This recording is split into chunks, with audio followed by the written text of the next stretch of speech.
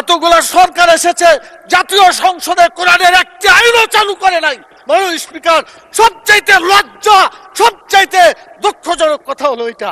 আমি চ্যালেঞ্জ দিলাম, জামাতে ইসলামের কোন নেতা বলেছে আমার কাছে যে জান্নাতের টিকিট আছে বিক্রি করছি? মাননীয় প্রধানমন্ত্রীকে জবাব দিতে হবে। বাংলাদেশে কেন নামাজ চালু করা হলো না? চাঁদাবাজ কোনো দলের সদস্য হতে পারে না। চাঁদাবাজ চাঁদাবাজি, তাদেরকে ধরতে হবে, গ্রেপ্তার করতে হবে। অতএব আসুন বাংলাদেশে মানুষের আইনের কবর রচনা করে কোরআনের আইন প্রতিষ্ঠা করি রব্বুল আলামিন। দুনিয়াতে আমরা কেউ থাকবো না, মরার পরে আমাদের আসল জায়গা। এখানে যা আলোচনা হচ্ছে সব দুনিয়া কেন্দ্রিকই আলোচনা হচ্ছে। আখিরাতে কি হবে এই চিন্তা কারো মনে নাই। আল্লাহ তাআলা সূরা আলে ইমরানের 185 নম্বর আয়াতে বলেছেন, ফামান জুহজিহা আনিন নার ওয়া উদখিলাল জান্নাত ফাকাদ ফাজ। যে ব্যক্তি জাহান্নামের আগুন থেকে বাঁচতে পারলো সেই সত্যিকার সফল হবে, এবং জান্নাতে প্রবেশ করতে পারলো সেই সত্যিকার সফল হতে পারবে।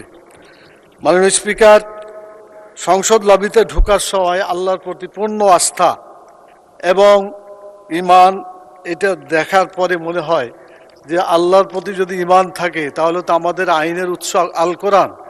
কোরআনের বিধান বাংলাদেশে চালু হওয়া উচিত ছিল। মাননীয় স্পিকার, 90% জন মানুষ যারা কোরআনে বিশ্বাস করে, এই কোরআনে যে বিধানগুলো আছে 6666টি আয়াতের মধ্যে not less than 1000 ayat belong to the positive order and not less than 1000 ayat belong to the negative order।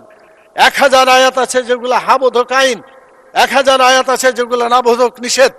কোরআনের এই 1000 পজিটিভ এবং 1000 নেগেটিভ আয়াতগুলা বাংলাদেশে কায়েম করতে হবে, এটা আমাদের দাবি মাননীয় স্পিকার। এরপরে যে কথা আমি বলতে চাই মাননীয় স্পিকার, সেটা হলো আল্লাহ তাআলা যাদেরকে নির্বাচিত করেছেন, হুকুমের ক্ষমতা দিয়েছেন, সূরা হজের 41 নম্বর আয়াত।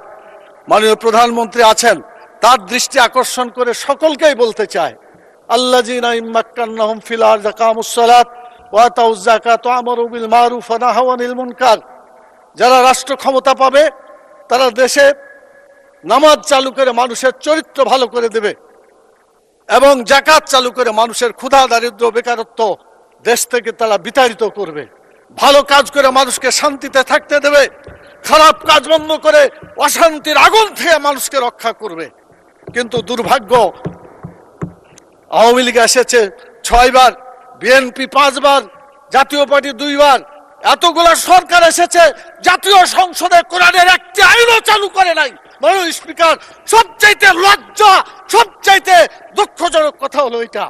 আমরা চাই আমরা এই দেশে কোরআনের আইন চালু করে মানুষকে মুক্তি দেব।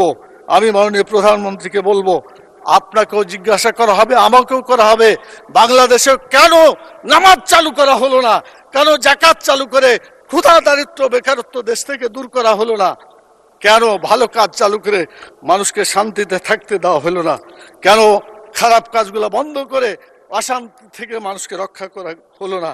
মাননীয় স্পিকার, আমি আপনার মাধ্যমে মাননীয় প্রধানমন্ত্রী সহ আইনমন্ত্রী পাশে বসে আছেন, তারা জবাব দিবেন এবং বলবেন তাদের দায়িত্বটা কি। সময়ের সাথে সাথে দেখা দেয় নিত্য নতুন প্রয়োজন, রেডি থাকতে হয় প্রতি মুহূর্ত। তাই এলো ইনোভার, যেন আপনি লাইফে থাকেন রেডি প্রতিদিন। Innova, designed for now. এরপরে যে কথাটা আমি বলতে চাই, মাননীয় স্পিকার, সময় কম দেওয়ার কারণে কোনটা বলি আর কোনটা বোঝা যাচ্ছে না। মাননীয় স্পিকার, আমাদের দেশে সুদ, ঘুষ, মদ, জুয়া, জেনা, ব্যভিচার, চাঁদাবাজি, টেন্ডারবাজি যারা করে, এরা কোনো দলের লোক না মাননীয় স্পিকার। কিন্তু যখন বলা হয় যে এক দল চাঁদাবাজি করে পালাই গেছে, আর এক দল চাঁদাবাজি করার জন্য প্রস্তুতি নিচ্ছে, এটা বলার পরে কোনো দল যদি রিয়াকশন করে, তখন তো বোঝা যায় এই চাঁদাবাজদেরকে দলের সদস্য হিসাবে গ্রহণ করা হচ্ছে। আজকে সিদ্ধান্ত হোক মাননীয় স্পিকার, চাঁদাবাজ কোনো দলের সদস্য হতে পারে না। চাঁদাবাজ চাঁদাবাজি, তাদেরকে ধরতে হবে, গ্রেপ্তার করতে হবে। এরপরে যে কথা বলতে চাই সেটা হলো, টিকিট বিক্রির একটা কথা বলা হয়েছে। মাননীয় স্পিকার, একটু প্লিজ। কোরআন মাজিদে একটি আয়াতকে কেন্দ্র করে এটা ভুল বুঝাবুঝি হচ্ছে। আল্লাহ তাআলা সূরা তওবার 111 নম্বর আয়াতে বলেছেন যে আল্লাহ তাআলা জান মালকে কিনে নিয়েছেন জান্নাতের বিনিময়ে। এটা আল্লাহর কথা।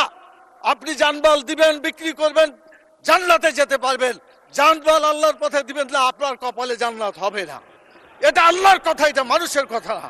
আমি চ্যালেঞ্জ দিলাম, জামাত ইসলামের কোন নেতা বলেছে আমার কাছে যে জান্নাতের টিকিট আছে বিক্রি করছি? মাননীয় প্রধানমন্ত্রীকে জবাব দিতে হবে কেন তিনি এটা বলছেন। আমাদের ফখরুল ইসলাম সাহেব বলেছিলেন আমরা শরীয়তের আইন বিশ্বাস করি না, পরে অবশ্য আত্মসমর্পণ করে নির্বাচনের আগে বলেছেন শরীয়তের বিরুদ্ধে আমরা কোনো আইন আমরা পাশ করব না। তো ধন্যবাদ ওনাকে অন্তত তওবা করে ফিরে এসেছেন। আমরা আল্লাহর আইন চাই, আপনারা আল্লাহর আইনের বিরোধিতা করবেন না বলেছেন। অতএব আসুন বাংলাদেশে মানুষের আইনের কবর রচনা করে কোরআনের আইন প্রতিষ্ঠা করি রব্বুল আলামিন। আল্লাহ তাআলা আমাদেরকে সে তৌফিক দান করুন।